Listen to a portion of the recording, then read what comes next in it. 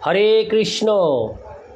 আজ 29শে চৈত্র 1432 ও 13ই এপ্রিল 2026 একাদশী বরুথিনী ও নীলের উপবাস। এই পবিত্র দিনে, সুন্দর দিনে আমি ভাগবতম পাঠ করছি। আজ আমি পাঠ করছি শ্রীমদ্ ভাগবতমের চতুর্থ স্কন্দ দ্বিতীয় ভাগ পঞ্চবিংশতি অধ্যায় রাজা পুরঞ্জনের কাহিনীর শ্লোক 4 থেকে 6। হরে কৃষ্ণ কৃষ্ণ কৃষ্ণ হরে হরে, হরে রাম রাম রাম হরে হরে। শ্লোক 4। শ্রেয়স্তং কত মদ্রাজন কর্মণাত্তন ইহসে দুঃখ হানি সুখাবাপ্তি শ্রেয়স্তন্নেহ চেষ্যতে। অনুবাদ: নারদ মুনি মহারাজ প্রাচীন বর্হিষ্ঠকে জিজ্ঞাসা করলেন, হে রাজন, এই সমস্ত সকাম কর্মের অনুষ্ঠানের দ্বারা আপনি কি লাভ করতে চান? জীবনের চরম লক্ষ্য হচ্ছে সমস্ত দুঃখ কষ্ট থেকে মুক্ত হওয়া এবং সুখ ভোগ করা, কিন্তু সকাম কর্মের দ্বারা তো তা লভ্য নয়। তাৎপর্য: এই জড় জগতে মহামায়া প্রকৃত বুদ্ধিকে আচ্ছাদিত করে। মানুষ রজগুণে কিছু লাভ করার জন্য কঠোর পরিশ্রম করে, কিন্তু সে জানে না যে কাল তাকে চিরকালের জন্য কোনো কিছু উপভোগ করতে দেবে না। হরে কৃষ্ণ। মানুষ যে পরিমাণ পরিশ্রম করে তার তুলনায় তার যা লাভ হয় তা নিতান্তই নগণ্য। আর লাভ যদি হয়ও তবুও তা ক্লেশবিহীন নয়। মানুষ যদি জন্মসূত্রে ধনী না হয় এবং সে যদি বাড়ি গাড়ি ও অন্যান্য জড় জাগতিক বস্তু ক্রয় করতে চায়, হরে কৃষ্ণ, বস্তু ক্রয় করতে চায়, তাহলে সেই জন্য তাকে বহু বছর ধরে দিনরাত কঠোর পরিশ্রম করতে হয়। অতএব তার সুখ কখনোই অনায়াসে লব্ধ নয়। প্রকৃতপক্ষে এই জড় জগতে নিরঙ্কুশ সুখ কখনোই লাভ করা যায় না। আমরা যদি কোনো কিছু উপভোগ করতে চাই তাহলে সেই সুখ লাভের জন্য আমাদের দুঃখ কষ্ট ভোগ করতে হয়। মূল কথা হচ্ছে যে এই জড় জগৎ দুঃখময়, আর যে সুখ ভোগের চেষ্টা আমরা করি তা প্রকৃতপক্ষে মায়িক। আমাদের সকলকেই জন্ম মৃত্যু জরা ও ব্যাধির দুঃখ ভোগ করতে হয়। আমরা অনেক ভালো ভালো ঔষধ আবিষ্কার করে থাকতে পারি, কিন্তু ব্যাধি ও মৃত্যুর দুঃখ রোধ করা কখনোই সম্ভব নয়। প্রকৃতপক্ষে রোগ ও মৃত্যুকে ঔষধ প্রতিহত করতে পারে না। মোট কথা, এই জড় জগতে সুখ নেই, কিন্তু মোহাচ্ছন্ন মানুষেরা তথাকথিত সুখের জন্য কঠোর পরিশ্রম করে।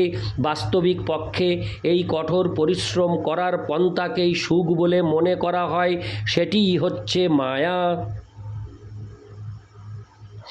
তাই নারদ মুনি মহারাজ প্রাচীন বর্হিষ্ঠকে জিজ্ঞাসা করেছিলেন, তিনি এত ব্যয়সাধ্য যজ্ঞ অনুষ্ঠান করে কি লাভ করতে চান? যদি কেউ স্বর্গলোকও প্রাপ্ত হয় তবুও সে জন্ম মৃত্যু জরা ও ব্যাধির ক্লেশ থেকে মুক্ত হতে পারে না। কেউ এখানে তর্ক উত্থাপন করতে পারে যে ভক্তদেরও তো ভক্তি সাধনের জন্য কঠোর তপস্যা করতে হয় এবং সেই জন্য বহু ক্লেশ স্বীকার করতে হয়। হ্যাঁ, নবীন ভক্তদের জন্য ভগবৎ ভক্তির সাধনা কষ্টদায়ক বলে মনে হতে পারে, কিন্তু তাদের অন্তত এই আশা রয়েছে যে চরমে তারা সমস্ত দুঃখ দুর্দশা থেকে মুক্ত হয়ে পরম আনন্দ লাভ করতে পারবে। সাধারণ কর্মীদের জন্য এই প্রকার কোনো সম্ভাবনা নেই, কারণ তারা যদি লোকেও উন্নীত হয় তবুও তারা যে জন্ম মৃত্যু জরা ব্যাধির ক্লেশ থেকে মুক্ত হতে পারবে সেই সম্বন্ধে কোনো নিশ্চয়তা নেই। এমনকি ব্রহ্মাও, যিনি সর্বোচ্চ ব্রহ্মলোকে অবস্থিত, তারও মৃত্যু হয়। ব্রহ্মার জন্ম ও মৃত্যু সাধারণ মানুষের থেকে ভিন্ন হতে পারে, কিন্তু এই জড় জগতে তিনিও জন্ম মৃত্যু জরা ব্যাধির ক্লেশ থেকে মুক্ত নন। কেউ যদি এই সমস্ত ক্লেশ থেকে মুক্ত হওয়ার ব্যাপারে ঐকান্তিকভাবে আগ্রহী হন তাহলে তাকে অবশ্যই ভগবৎ ভক্তির পন্থা অবলম্বন করতে হবে। সেই কথা ভগবান স্বয়ং ভগবদ্গীতায় 4 আর নয় প্রতিপন্ন করেছেন। জন্ম কর্ম চ মে দিব্য মে এবং যো বেত্তি তত্ত্বত তক্তা দেহং পুনর্জন্ম নৈতি মামেতি সোহ অর্জুন। হে অর্জুন, যিনি তত্ত্বত জানেন যে আমার জন্ম ও কর্ম দিব্য, তাকে আর দেহত্যাগ করার পর এই জড় জগতে পুনরায় জন্মগ্রহণ করতে হয় না, তিনি আমার নিত্যধাম লাভ করেন।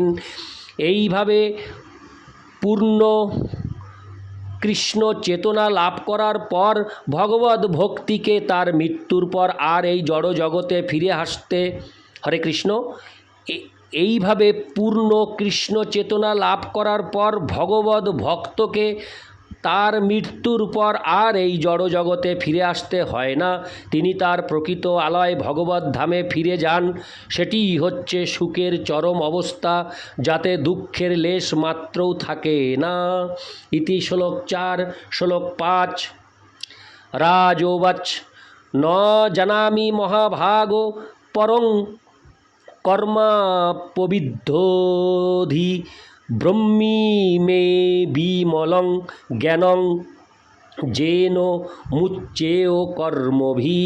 অনুবাদ: রাজা উত্তর দিলেন, হে মহাত্মা নারদ, আমার বুদ্ধি সকাম কর্মে আবদ্ধ হয়ে রয়েছে, তাই আমি জীবনের চরম লক্ষ্য সম্বন্ধে অবগত নই। দয়া করে আপনি আমাকে শুদ্ধ জ্ঞান দান করুন, যার ফলে আমি সকাম কর্মের বন্ধন থেকে মুক্ত হতে পারি। তাৎপর্য: শ্রীল নরোত্তম দাস ঠাকুর গেয়েছেন, সৎসঙ্গ ছাড়ি কইনু আসতে বিলাস, তে কারণে লাগিল যে কর্মবন্ধ ফাঁস।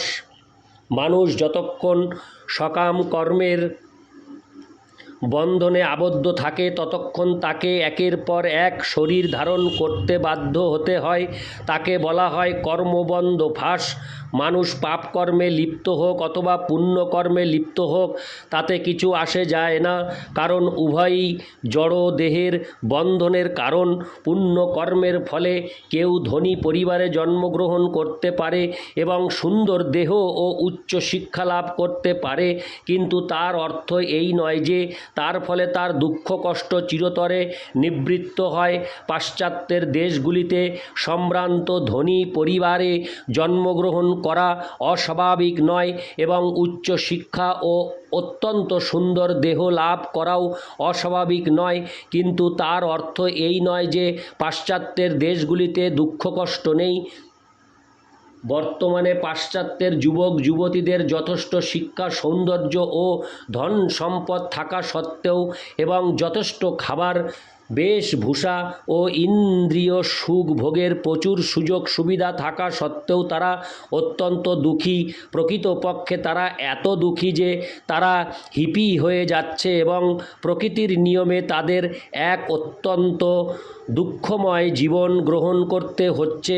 তাদের থাকবার কোনো জায়গা নেই, অন্ন বস্ত্রের সংস্থান নেই এবং তারা অত্যন্ত নোংরাভাবে ঘুরে বেড়াচ্ছে এবং রাস্তায় ঘুমাতে বাধ্য হতে হচ্ছে। তা থেকে বোঝা যায় যে কেবল পুণ্যকর্ম করার ফলেই সুখী হওয়া যায় না। এমন নয় যে রূপার চামচ মুখে নিয়ে জন্মালেই জন্ম মৃত্যু ও জরা ও ব্যাধির দুঃখ থেকে মুক্ত হওয়া যায়। তা থেকে সিদ্ধান্ত করা যায় যে কেবল পাপকর্ম অথবা পুণ্যকর্ম অনুষ্ঠানের দ্বারা সুখী হওয়া যায় না। এই প্রকার কার্যগুলি কেবল জন্ম জন্মান্তরের বন্ধনের কারণ হয়। নরোত্তম দাস ঠাকুর তাকে বলেছেন কর্মবন্ধ ফাঁস। মহারাজ প্রাচীন বর্হিষৎ সেই কথা স্বীকার করে সরলভাবে নারদ মুনিকে জিজ্ঞাসা করেছেন, কিভাবে এই কর্মবন্ধ ফাঁস থেকে মুক্ত হওয়া যায়। প্রকৃতপক্ষে জ্ঞানের এই স্তরকে বেদান্ত সূত্রের প্রথম শ্লোকে অথাত ব্রহ্ম জিজ্ঞাসা বলে বর্ণনা করা হয়েছে। প্রকৃতপক্ষে কেউ যখন কর্মবন্ধ ফাঁসের চেষ্টায় হতাশ হন, তখন তিনি জীবনের প্রকৃত উদ্দেশ্য সম্বন্ধে অনুসন্ধান করেন, যাকে বলা হয় ব্রহ্ম জিজ্ঞাসা। জীবনের চরম লক্ষ্যের বিষয়ে জিজ্ঞাসা করার ব্যাপারে বেদে মুণ্ডক উপনিষদ 11:2-12 নির্দেশ দেওয়া হয়েছে। তদ বিজ্ঞানার্থং স গুরুমেবাভিগচ্ছেৎ। দিব্যজ্ঞান হৃদয়ঙ্গম করার উদ্দেশ্যে সদ্গুরুর শরণাগত হওয়া অবশ্য কর্তব্য। মহারাজ প্রাচীন বর্হিষ্মৎ সর্বশ্রেষ্ঠ গুরু নারদ মুনিকে পেয়েছিলেন এবং তাই তিনি তার কাছে সেই জ্ঞানের সম্বন্ধে প্রশ্ন করেছিলেন যার দ্বারা কর্মবন্ধ ফাঁস থেকে মুক্ত হওয়া যায়। সেটিই হচ্ছে মানব জীবনের প্রকৃত উদ্দেশ্য। জীবস্য তত্ত্ব জিজ্ঞাসা নার্থ যশ্চেহ কর্মভি। শ্রীমদ্ ভাগবতের 1-2-10 প্রথম স্কন্দের 2য় অধ্যায়ে বলা হয়েছে যে মানব জীবনের একমাত্র উদ্দেশ্য হচ্ছে সদ্গুরুর কাছে কর্মবন্ধ ফাঁস থেকে মুক্ত হওয়ার উপায় সম্বন্ধে অনুসন্ধান করা। ইতি শ্লোক 5। শ্লোক 6। গৃহেষু কূটধর্মেষু পুত্রদারো ধনার্থধি ন পরং বিন্দতে মূঢ় ব্রাহ্মণ। হরে কৃষ্ণ। ব্রাহ্মণ সংসারবর্ত্মসু। অনুবাদ: যারা কেবল তথাকথিত সুন্দর জীবনের প্রতি আগ্রহশীল, অর্থাৎ স্ত্রী পুত্রাদির বন্ধনে গৃহস্থ রূপে ধন সম্পদের অন্বেষণ করাকে জীবনের চরম লক্ষ্য বলে মনে করে, তারা কেবল বিভিন্ন শরীরে সংসার চক্রে আবর্তিত হয়। তারা কখনোই জীবনের পরম লক্ষ্য খুঁজে পায় না। তাৎপর্য: যারা স্ত্রী পুত্র ধন সম্পদ ও গৃহ আদির বন্ধন সমন্বিত গৃহস্থ জীবনের প্রতি অত্যন্ত আসক্ত, তারা কূটধর্মপরায়ণ। এই কূটধর্ম বা ছল ধর্মকে প্রহ্লাদ মহারাজ অন্ধকূপের সঙ্গে তুলনা করেছেন। তিনি অন্ধকূপের সঙ্গে তার তুলনা করেছেন কারণ অন্ধকূপে পতিত হলে মৃত্যু অবশ্যম্ভাবী। সে সাহায্যের জন্য আর্তনাদ করতে পারে, কিন্তু কেউই তার সেই আর্তনাদ শুনতে পাবে না অথবা তাকে উদ্ধার করতে আসবে না। ব্রাহ্মণ সংসারবর্ত্মসু শব্দগুলি তাৎপর্যপূর্ণ। শ্রীচৈতন্য চরিতামৃতে মধ্য 19:151 শ্রীচৈতন্য মহাপ্রভু স্পষ্টভাবে বিশ্লেষণ করেছেন। ব্রহ্মাণ্ড ভ্রমিতে কোনো ভাগ্যবান জীব, সমস্ত জীবেরা বিভিন্ন লোকে নানা প্রকার শরীরে ভ্রমণ করছে। তাদের সেই উদ্দেশ্যবিহীন ভ্রমণের সময় তারা যদি পরমেশ্বর ভগবানের কৃপায় কোনো ভক্তের সঙ্গলাভ করে তাহলে তাদের জীবন সার্থক হয়। মহারাজ প্রাচীন বর্হিষ্মৎ যদিও সকাম কর্মে লিপ্ত ছিলেন, তবুও দেবর্ষি নারদ তার কাছে এসেছিলেন। মহারাজ ছিলেন পরম ভাগ্যবান, তাই তিনি নারদ মুনির সঙ্গলাভ করেছিলেন, যিনি তাকে দিব্য জ্ঞানের আলোক দান করেছিলেন।